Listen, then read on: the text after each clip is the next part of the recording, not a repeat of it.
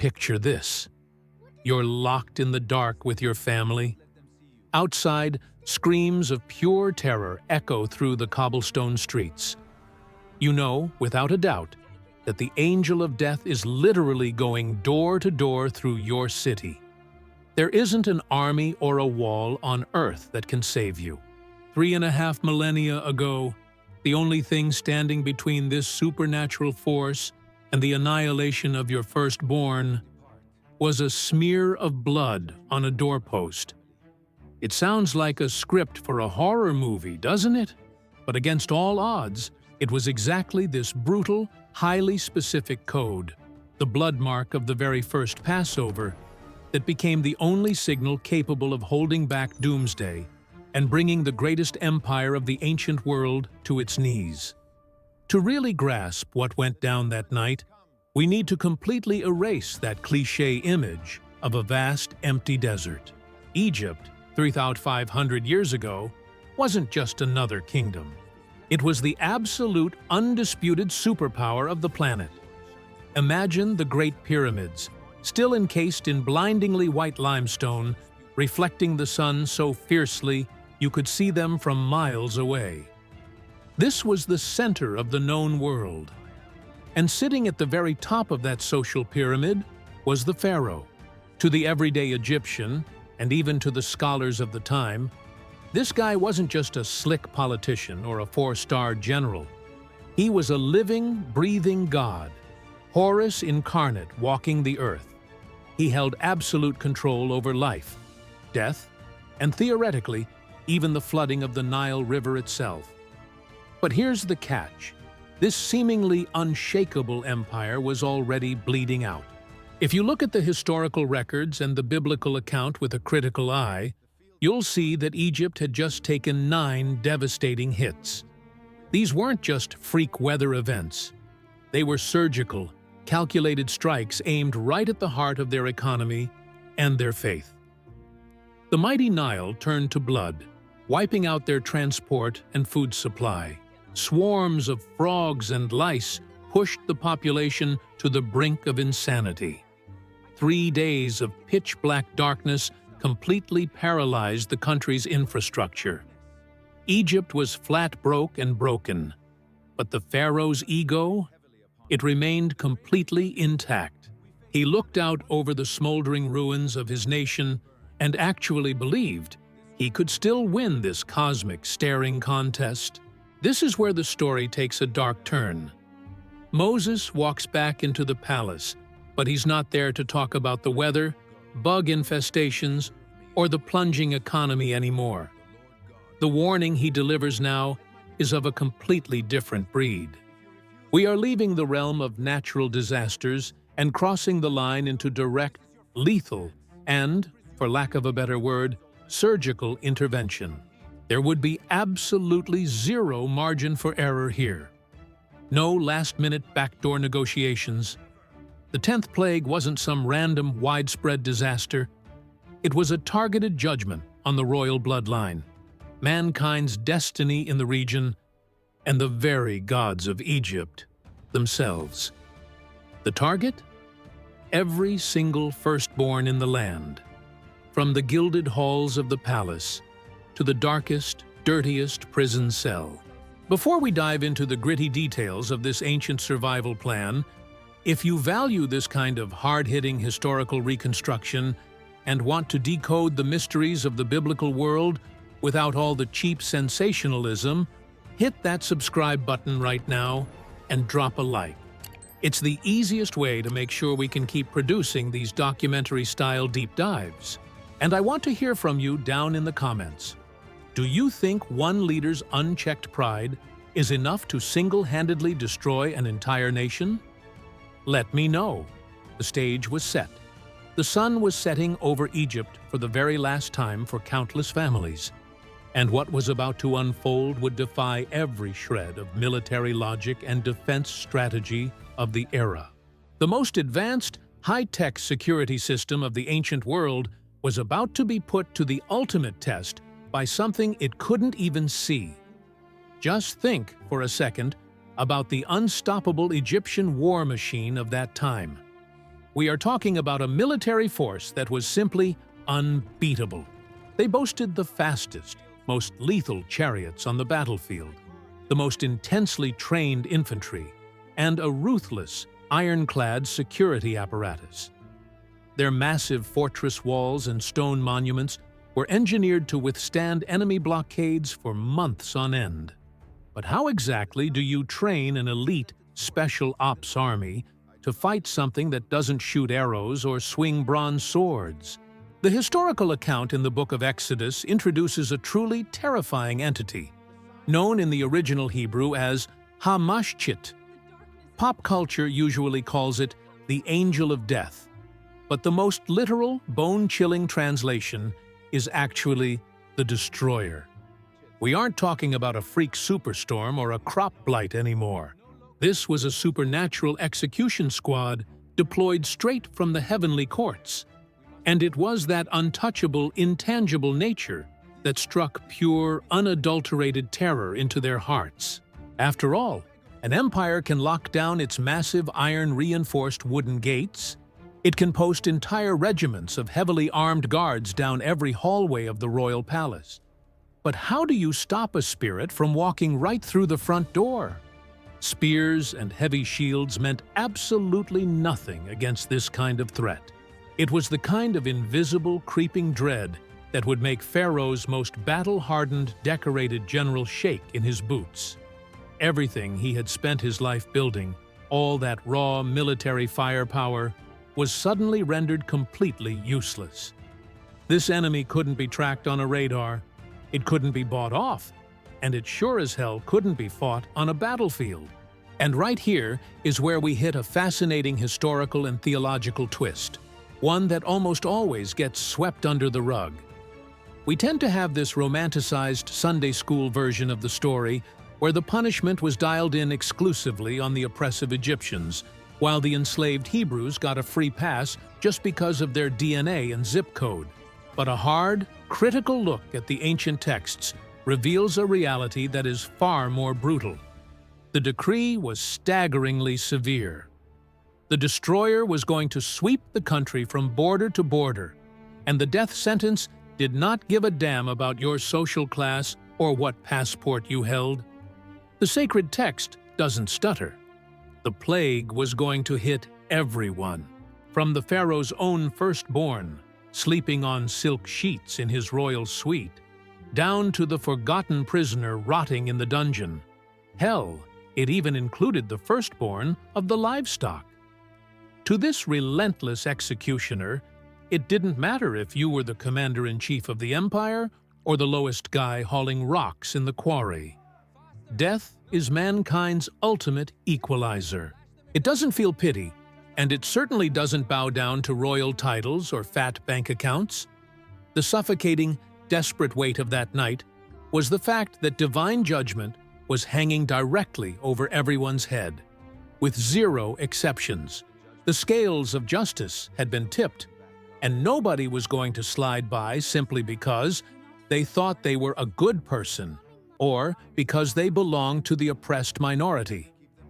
All of this builds up to an unbearable, nerve-shattering tension in those final ticking hours before midnight. If a Hebrew bloodline wasn't an automatic bulletproof vest, and if the mighty Egyptian military was a complete joke against this thing, what was going to decide who lived to see the sunrise and who would be burying their kids the next morning? Surviving the night demanded immediate blind submission to one absolute rule. It was a strict code of conduct that blended the raw bloodiness of an animal sacrifice with a deep, heavy spiritual demand. Crying about it wouldn't help. Bargaining with last-minute promises to God was useless. Survival depended 100% on carrying out a bizarre protocol they had never seen before in their lives. Moses delivered the bottom line. The only barrier that would stand between their oldest children and the invisible blade of the destroyer wasn't a fortified stone wall, it was a very specific, almost primitive sign. If a single Israelite family decided to play the skeptic, cross their arms, and brush off this dead serious warning, The angel of death was going to kick their door in with the exact same ruthless force it used on the leader of the free world. The destiny of an entire nation was hanging by an invisible thread, and the line separating the survivors from the doomed had to be drawn in blood, immediately. The clock was running down, and the darkest night of their lives had officially begun. To really wrap our minds around the sheer magnitude of what was about to happen, we have to rewind the clock a few days. This survival plan didn't kick off when the panic started setting in. It began with a meticulous and, frankly, deeply agonizing preparation phase. On the 10th day of the Hebrew month of Nisan, a hardline order came down to every head of the household. They weren't told to sharpen their swords or reinforce their front doors with thick oak planks. What was demanded of them was incredibly intimate. Every single home had to pick out a lamb or a young goat. But it couldn't just be any random animal pulled out of the herd at the last second. The documented specs were rigid. The animal had to be a male, exactly 1 year old, and absolutely 100% flawless. Not a single blemish, no broken bones, no sickness. It had to be the ultimate living embodiment of vitality and purity. This hunt for biological perfection wasn't just some superficial aesthetic detail. It was the bedrock of a hardcore spiritual principle that was going to dictate whether the people living under that roof lived or died. And this is where the historical narrative takes on an emotional weight that most people completely miss when they skim the story. The lamb wasn't just picked out and slaughtered in the field right then and there. The instructions explicitly stated that this pure animal had to be pulled from the flock and brought inside the house. It had to live under the same roof, side by side with the family, for 4 long days, from the 10th to the 14th of Nisan. Try to picture the heavy emotional toll of that dynamic inside a cramped dirt floor hut of a Hebrew laborer in ancient Egypt. A gentle, defenseless animal is suddenly brought right into the middle of their daily lives. You can't help but think about the kids in that house. Within hours, they'd be petting it, feeding it by hand, and naturally forming deep emotional bonds with the creature. During those 4 agonizing days of high-stakes political and spiritual tension, that lamb stopped being just livestock and basically became a temporary member of their oppressed, terrified family. And it was exactly that forced intimacy that made the upcoming ritual so incredibly heavy and unforgettable for every generation that followed. This sacrifice wasn't going to be some distant, anonymous transaction out in a field. It was going to have a familiar face. It was a bond that had to be broken. Behind all of this heartbreaking, dramatic logistics, an ancient and unforgiving theology was at work. The law of divine justice, in its rawest form back in those days, demanded that the price of redemption had to be paid in blood. The scales had to balance. A massive, irrevocable death warrant had been signed for the entire land of Egypt, and the executioner was not taking any last-minute pleas. The only way the oldest son of an Israelite family was going to take a breath the next morning was if a substitute life was voluntarily handed over in his place. It was the hard, unbending rule of substitution. That little, flawless animal that had just spent 4 days sleeping in their living room was going to physically absorb the blow of the impending judgment. The undeniable purity of that lamb would pay the ransom for the life of the beloved firstborn son. When the father of the house looked down at that animal, knowing that the 14th day had finally arrived, he wasn't just looking at an ancient agricultural custom. He was looking at his son's one and only ticket to survival. That innocent lamb was destined to bleed out, so the firstborn could walk away without a scratch, forever cementing a brutal, world-changing concept, the perfect substitute. The 14th day was finally drawing to a close. As the sun dipped below the Egyptian horizon, It signaled the arrival of the most gut-wrenching night in the history of that nation.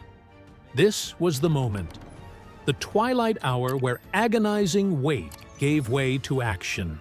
The lamb, which had lived with the family for 4 long days, now had to fulfill its ultimate vital purpose.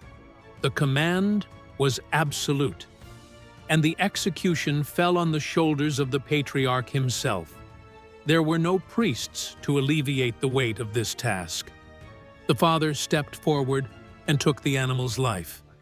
It wasn't a sanitized, poetic ritual. It was the harsh, gritty reality of a sacrifice. One innocent life fading away to ensure the survival of a firstborn son. Blood, the element that, in ancient tradition, represented the very essence of life, couldn't just be spilled onto the dirt. It had to be collected with extreme care in a basin. Imagine the heavy, reverent silence of the family as they watched, knowing that this single element was their only shield against the judgment at their door. But simply having the blood wasn't enough. Moses' instruction was surgical. It was meant to turn their humble entrance into an unbreakable spiritual barrier. They didn't use the ornate tools of the empire. They used a simple bundle of hyssop. Hyssop was a common, rugged plant that grew in the cracks of stone walls.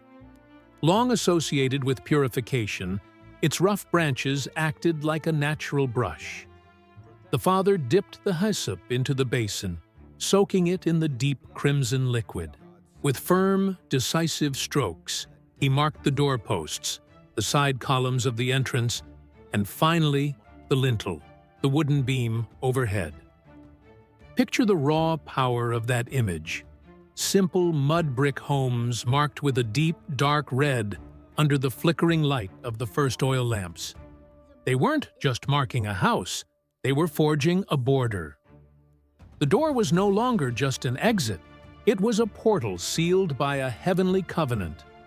That visceral mark was an unbreakable code, a silent declaration that the price of justice had already been paid. When total darkness swallowed the streets and the destroyer descended upon the land, he wouldn't see the fragility of those walls. He would see the blood. And recognizing the mark of the perfect substitute, death would be forced to retreat, passing over that family. Once the door was marked and the blood applied, the night entered a new, terrifying phase. The divine order came with one final, chilling rule. Until the sun rose, absolutely no one was allowed to step foot outside that door. The blood on the doorposts wasn't a magic charm to protect them on the streets of Egypt. It was a strict territorial boundary.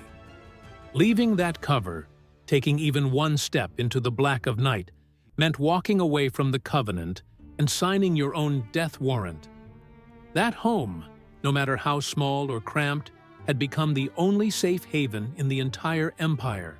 That wooden door was the only thing standing between them and the celestial wrath about to sweep the nation. As the hours ticked by, a sense of confinement took hold. No windows to see out, just the dancing shadows cast by oil lamps against the mud walls. Imagine the thick, suffocating silence. Parents whispering to their children, every sense tuned to the world outside. They knew what was coming. The air was heavy with a tension you could almost touch. The gut-wrenching anticipation of a family sheltering under a fragile roof, waiting for a devastating storm to hit. Inside that isolation, a ritual was unfolding that would change the world forever. This wasn't a peaceful celebration or a relaxed banquet. It was a meal of survival, eaten in a frantic rush. The lamb, sacrificed at dusk, had to be roasted whole. The smell of charred meat filled the room, mixing with something sharp and abrasive. Bitter herbs. Eating those plants wasn't for flavor. It was for memory. That harsh sting in the throat was a visceral connection to the years of oppression, the pain of the quarries, the crack of the whip, and the humiliation of Pharaoh's rule. Along with it, they ate flat, hard bread, unleavened. There was no time for the luxury of letting dough rise. The brutal urgency of the night demanded the bread of haste. But the most striking detail wasn't the menu, it was the posture. In ancient courts, the elite ate reclining on couches, surrounded by comfort. Here, it was the exact opposite. The instruction was explicit. The entire family had to eat standing up. Leather sandals strapped tight, belts cinched around their waists, and in one hand, they gripped their wooden walking staffs. Look at the cinematic power of this scene. An entire family eating a hurried meal around a low fire, fully dressed and prepared for a grueling journey, their eyes fixed on a blood-stained door. They were acting like fugitives on the run, ready to march at a moment's notice. Every muscle was in a state of high alert, waiting for the cry that would tear them away from this land of suffering forever. This is where the massive contrast between two worlds becomes terrifying. Inside those marked homes, there was a heavy, disciplined silence, a peace bought by the blood of the substitute. But outside, in the arrogant heart of the Egyptian empire, the clock was striking midnight. The cold desert wind began to howl through the limestone corridors of the great palaces and along the silent banks of the Nile. The day the world changed was moments away. The silence of the night was about to be shattered by a collective scream like nothing the world had ever heard. The entity known as the Destroyer was finally crossing the celestial border to touch Egyptian soil. And the greatest superpower on Earth was walking blindfolded into its total collapse. When the darkness hit its peak and the night was split in two, the most bone-chilling event of the ancient world began. History records midnight as the moment divine judgment cut through the Egyptian sky. There were no military trumpets, no thundering cavalry. The passage of the destroyer was silent, invisible, and surgically precise. In every house where the doorposts lacked that raw red mark of sacrifice, the executioner crossed the threshold without resistance. Stone walls, armed guards, and the ancient defenses of the empire were useless. In a matter of minutes, the sentence swept the nation from end to end, snuffed out the life of every firstborn child. What followed wasn't the sound of battle, but a grief of monumental proportions. The account describes a great cry rising up from Egypt. Try to imagine the sound of that. It wasn't just one family mourning. It was a wave of collective horror, a scream of despair echoing from house to house until it swallowed entire cities under the pale moonlight. Parents waking in the dead of night only to find their oldest children gone. Not a single Egyptian home was spared. Tragedy visited the prisoner in the dungeon and the king on his golden throne with the same cold hand. Pharaoh's own son, the heir to the throne, was dead. That night, the entire pantheon of Egyptian gods was humiliated. The backbone of Pharaoh's pride was snapped. As the superpower collapsed in tears, the promise to the Israelites was being fulfilled. The mechanics of that ancient ritual worked with mathematical perfection. In the humble huts of the slaves, where the blood had been applied with hyssop, the result was the protective silence of life preserved. When the destroyer saw the mark on the lintel and the doorposts, the supreme order held firm. Judgment retreated. The entity literally passed over that house. It is from this very act of passing beyond the marked home that the Hebrew word Pesach is born, known to this day as Passover. That spilled blood wasn't a weapon of war. It was the most perfect shield of salvation that generation had ever seen. Against all odds, dawn broke on a devastated Egypt, a nation in total shock. The supreme monarch who had scoffed at the God of the Hebrews was now summoning Moses in the middle of the night, begging for the people to leave. The engine of a vast empire had been crippled in a single night, without a single Israelite sword being drawn. Millions of men, women, and children began to march under the first light of the sun, carrying their unleavened bread and leaving behind centuries of bitter slavery. The ultimate freedom of Israel wasn't won by a rebellion. It was won by a single, quiet act of obedience inside their own homes.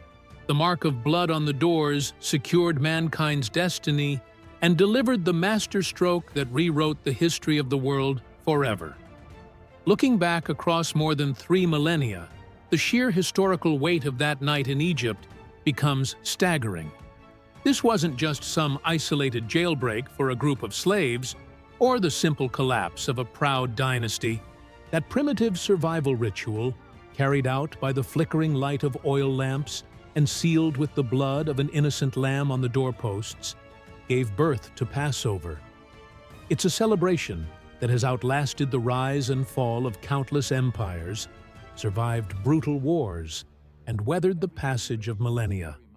Today, it stands as the oldest continuously observed feast in the history of the world. Year after year, generations still gather to remember that exact midnight hour, the moment death was forced to pass over the homes marked by sacrifice. It's profoundly revealing and, honestly, a little sobering to look at how this ancient epic wraps up. The Egyptian Empire spent generations building the largest, most terrifying war machine of its time. They raised up fortresses that were supposedly impenetrable.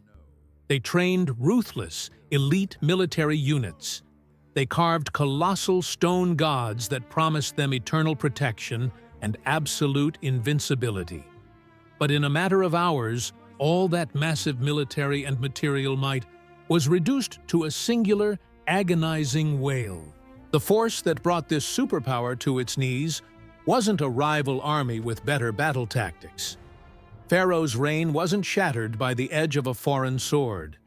It was broken by a simple, silent, and absolute act of obedience. A crushed, oppressed people with zero military power, armed with nothing but a rough bundle of hyssop and a total submission to a divine rule, managed to pull off what no armed nation on earth could ever do. In the end, faith and obedience proved to be the ultimate weapons of the ancient world. We've reached the end of our journey through the shadows and the glory of the very first Passover.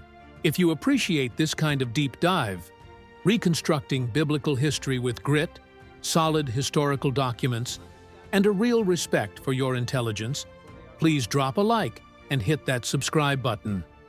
It's the absolute best way to support the channel and make sure we keep bringing you high-quality, hype-free historical content.